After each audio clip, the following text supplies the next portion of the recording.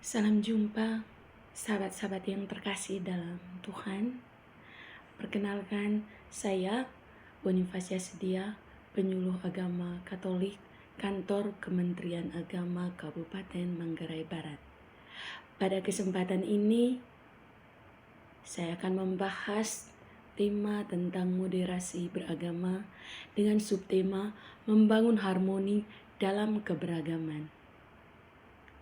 Pertama-tama, patutlah kita bersyukur kepada Tuhan karena pada kesempatan ini kita bisa membahas tema ini sebagai bagian dari upaya membangun kesadaran bersama tentang pentingnya moderasi beragama. Semoga ini menjadi bahan refleksi dan pembelajaran dalam membangun kehidupan beragama yang damai, adil, dan inklusif. Seperti yang kita ketahui bersama bahwa Indonesia dikenal sebagai bangsa yang majemuk, baik dari segi suku, budaya, maupun agama. Dalam keragaman ini, nilai moderasi beragama menjadi kunci untuk menjaga kerukunan dan keutuhan bangsa. Nah, pasti kita bertanya-tanya, apa sih itu moderasi beragama?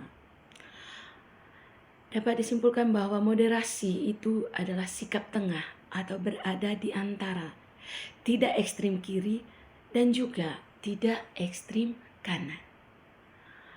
Boleh juga dikatakan bahwa moderasi beragama itu adalah cara beragama yang mengedepankan toleransi, penghormatan, dan keadilan dalam keberagaman. Nah, seperti apa ciri-ciri moderasi beragama? Ciri-ciri moderasi beragama itu yang pertama itu adanya komitmen kebangsaan. Lalu yang kedua, anti yang namanya kekerasan, tetapi selalu ingin hidup berdamai. Lalu yang ketiga adalah toleransi. Dan yang keempat adalah akomodatif terhadap budaya lokal.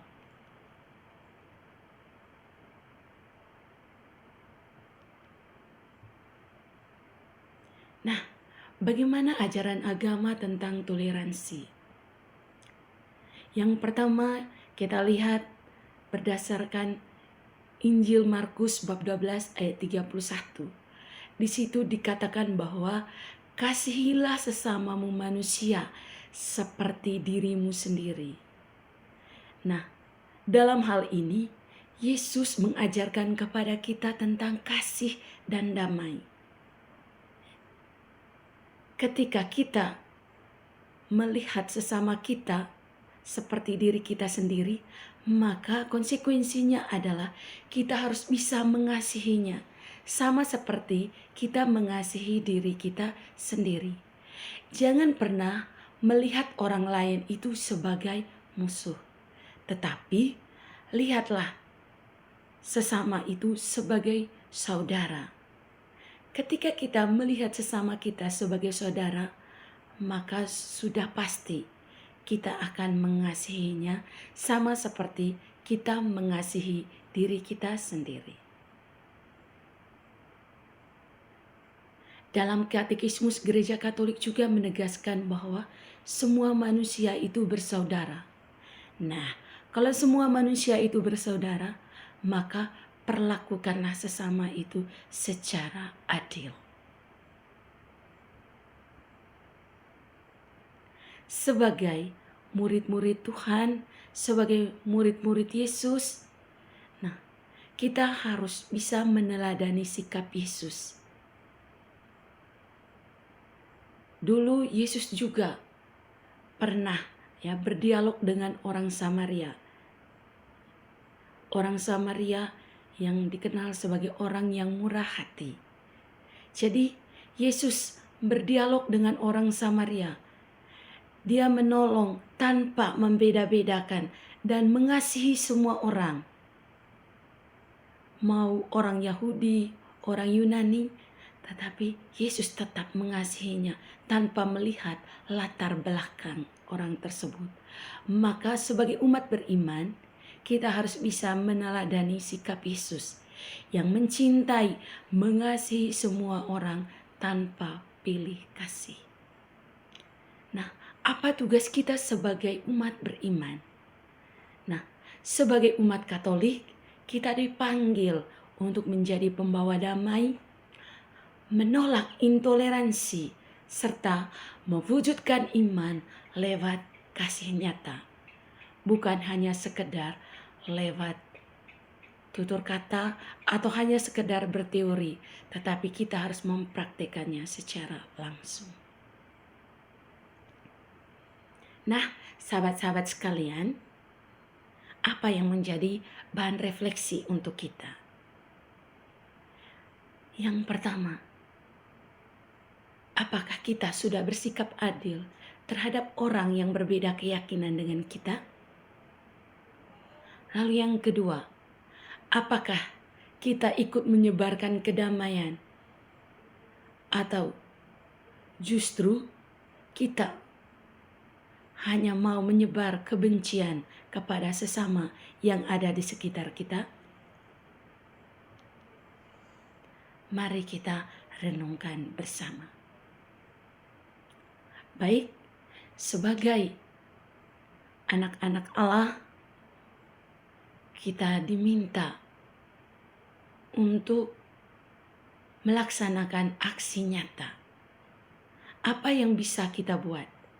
Sebagai contoh, yang pertama, kita harus bisa menghargai teman atau sesama yang berbeda agama dengan kita. Yang pasti, dalam keseharian hidup kita nanti kita akan berdampingan dengan sesama yang berbeda agama dengan kita. Lalu yang kedua adalah tidak menyebar hoaks atau ujaran kebencian terhadap siapapun. Lalu yang ketiga, kita bisa mendoakan perdamaian bangsa dan juga untuk perdamaian dunia. Nah, sahabat-sahabat sekalian, dengan demikian semoga apa yang kita bicarakan bersama pada kesempatan ini hendaknya kita menjadi pelaku dan pelaksana moderasi beragama di tengah-tengah masyarakat kita. Ayo kita sama-sama berjalan, wujudkan Indonesia yang jauh dari ujaran kebencian, tetapi kita bersama-sama menjaga perdamaian bangsa dan ikut terlibat dalam menjaga perdamaian dunia.